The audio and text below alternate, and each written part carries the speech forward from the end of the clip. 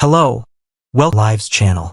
Today, we dive into the electrifying drama unfolding in Salem this November, where three relentless arrows are targeting DiMera from every angle, threatening to shatter his clandestine collaboration with Dr. Rolf on a groundbreaking project to resurrect the legendary Stefano DiMera.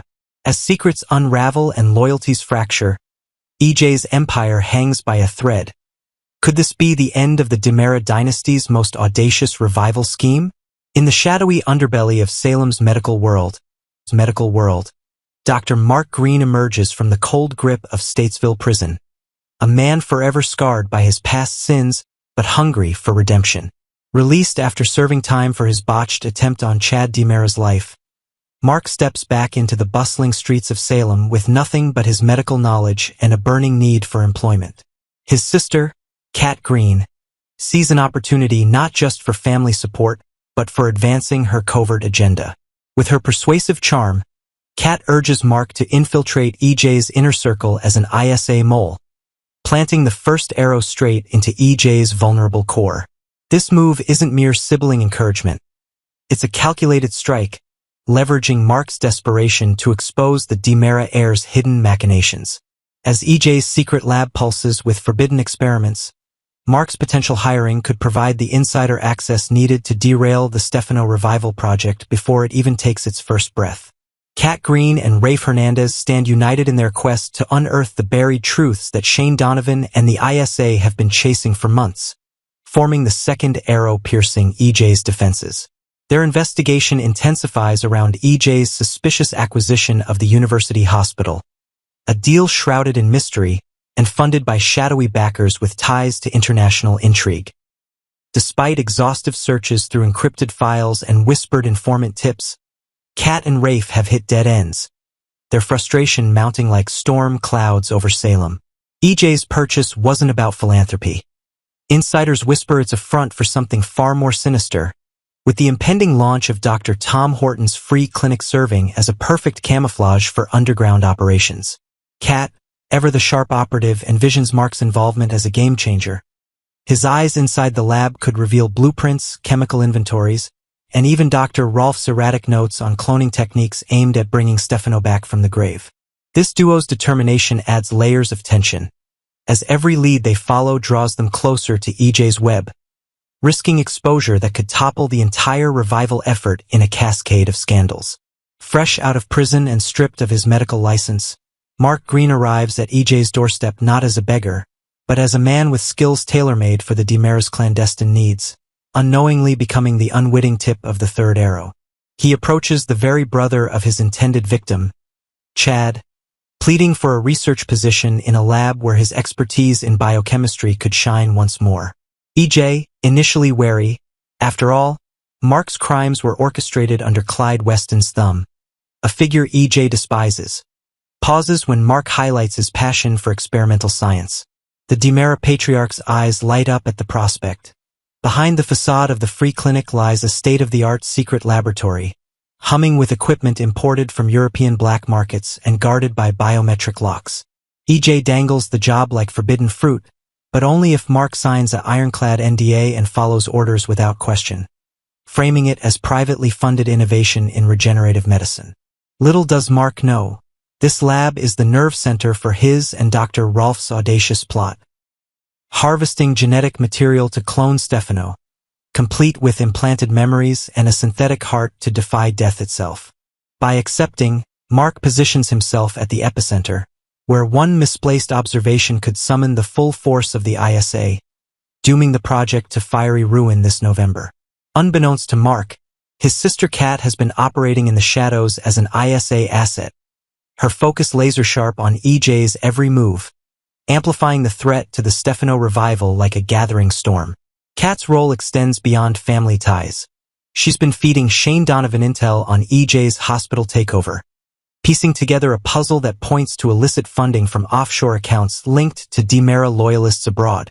The free clinic's basement, disguised as a storage vault, hides cryogenic chambers and AI-driven DNA sequencers, tools essential for Dr. Rolf's resurrection formula, which blends cutting-edge gene editing with ancient DiMera artifacts for authenticity. Kat's excitement over Mark's potential hire masks her strategic glee, With him inside, she could relay schematics of the lab's ventilation systems, vulnerable to sabotage, or eavesdrop on Rolf's midnight rants about perfecting Stefano's ruthless persona. Yet, this infiltration carries risks.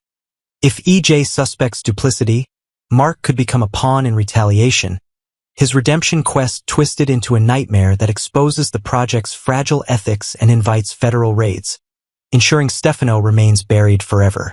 Mark's desperation for atonement drives him deeper into this perilous alliance, a personal crusade that inadvertently fuels the arrows closing in on EJ's secret.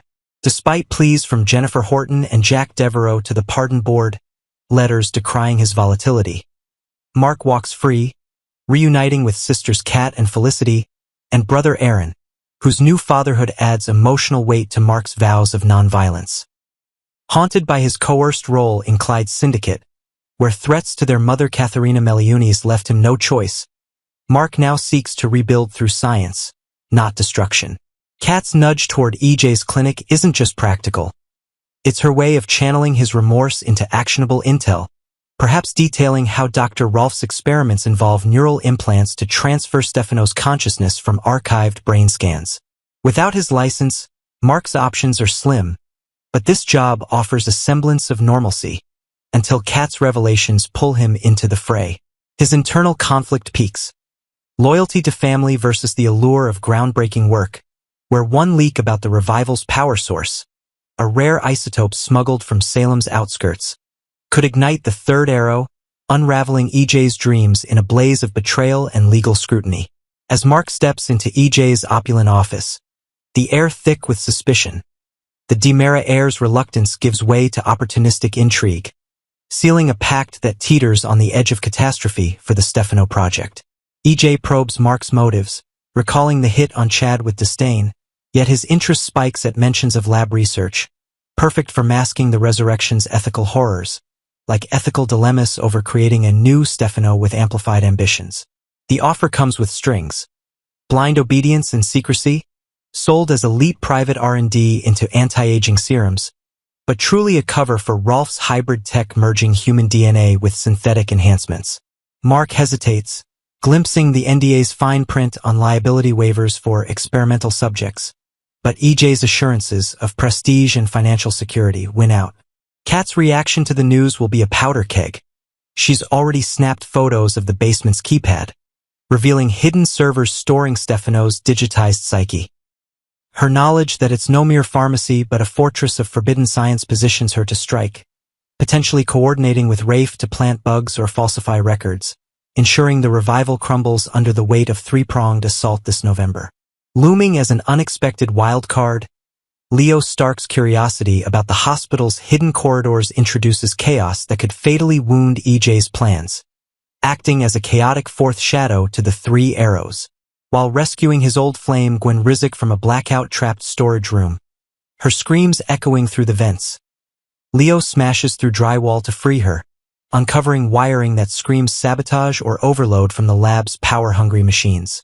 Driven by Gwen's hysteria and his own nosy instincts, Leo digs into the blackout's origins, suspecting ties to the clinic's rushed opening. EJ's enforcer, Rita Leslie, spots him lurking, prompting urgent orders to neutralize the gossipmonger, perhaps through abduction into the lab for testing on resurrection side effects, like memory wipes. Leo's meddling could accidentally broadcast details of the project via his underground network, alerting authorities or even Clyde's remnants, who harbor grudges against EJ.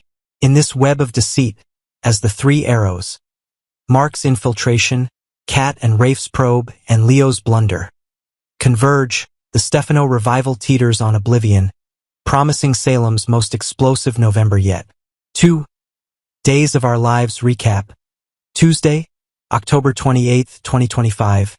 JJ's painful confession, Jennifer's heartfelt apology, and Tony's mysterious disappearance. Tuesday's episode of Days of Our Lives was an emotional roller coaster that blended quiet heartbreak with growing uncertainty. Salem's residents found themselves caught between regret, loyalty, and the haunting shadow of choices made long ago. What began as a simple day of apologies and reflection ended with a growing mystery that could change everything for the DiMera family. JJ faces his demons. At the Brady pub, the dim light reflected off half-empty glasses as JJ Devereaux sat across from Theo Carver, trying to find the right words. His voice was calm but heavy with guilt.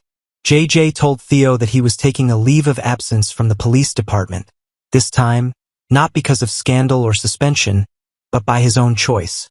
He explained that he was working with the department psychiatrist to address the emotional scars and mental exhaustion that had piled up since his last tenure as an officer.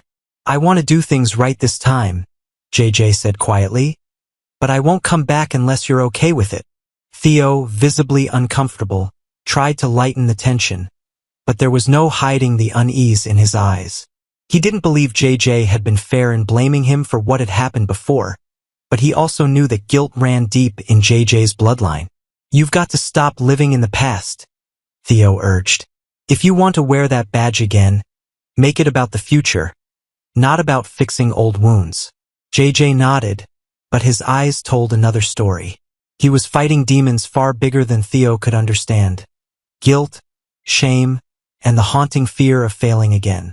Just as their conversation reached its emotional peak, Theo's phone buzzed with an urgent message from E.J. DiMera. Without hesitation, Theo stood, apologizing as he left the bar in a rush, leaving JJ alone with his thoughts and his unfinished confession. For a long moment, JJ sat in silence, staring into his drink. The badge, the past, and Theo's words swirled through his mind. In that dim corner, he looked less like a man ready to rebuild, and more like one realizing just how broken he'd become. Jennifer and Chad. An unfinished conversation. Across town at the Spectator, tension hung in the air as Chad DiMera walked into the newsroom and locked eyes with Jennifer Horton, who sat at her desk looking weary and pale. The two hadn't spoken properly since the incident with Kat, and the silence between them was thick with regret. Jennifer broke it first. "Chad," she said softly, "I owe you an apology. I shouldn't have said what I did. I was angry, and I said things that weren't fair." Chad's glare softened slightly, but the pain remained. "You were right about some of it," he admitted, "but that doesn't make it any easier to hear." Jennifer sighed, folding her hands. "You did the right thing leaving Kat behind. I'm grateful for that. But Thomas, he's been asking questions. He told me he wants to live with Jack and me in Boston." The words hit Chad like a punch to the chest. He looked away, his jaw tightening. "You know I'd never let that happen," he said sharply. "You didn't put those ideas in his head, but someone did. And if it's Kat..." Jennifer raised a hand to calm him. "I'll talk to him. I'll make sure he understands that Boston isn't an option. But, Chad, you need to promise me something. Don't let Kat get involved with your kids again. Not even by accident." Chad's face hardened. That relationship ended the moment she walked through that door. His tone made it clear. Whatever had been between him and Kat was over, replaced by a quiet bitterness that might never fade. Just as the tension began to settle, Jennifer's phone rang. Her expression changed instantly. "Tony's missing," she said, standing quickly. "Anna can't reach him. He didn't make it to his train."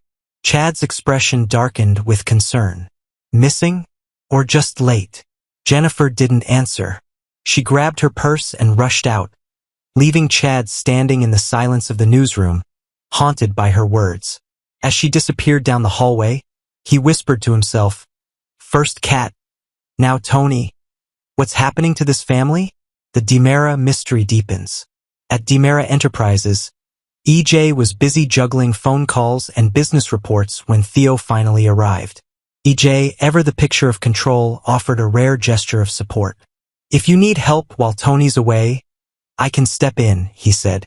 "Family comes first." But before Theo could respond, EJ's phone rang again. It was Anna, her voice trembling with frustration. Tony had missed his train. The meeting overseas had taken longer than expected, and now he was unreachable. Theo frowned. "He said he'd meet her at the next port," EJ muttered after hanging up. "But will he really come back?"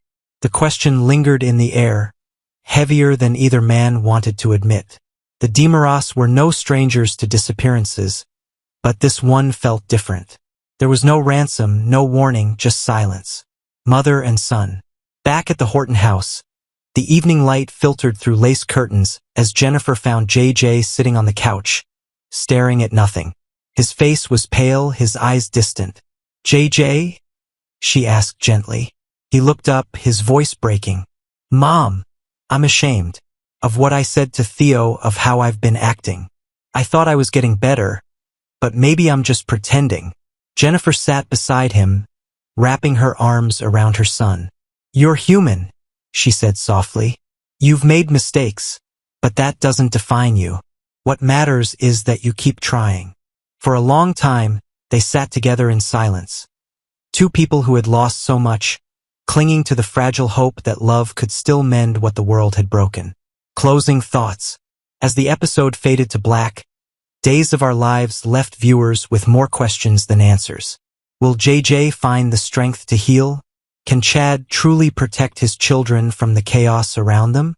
And what has become of Tony DiMera? Missing without a trace, leaving Anna and the rest of Salem wondering if they'll ever see him again. In a town built on secrets, one truth remained clear. Every choice carries a price, and no one, no matter how powerful or well-intentioned, escapes the consequences of the past.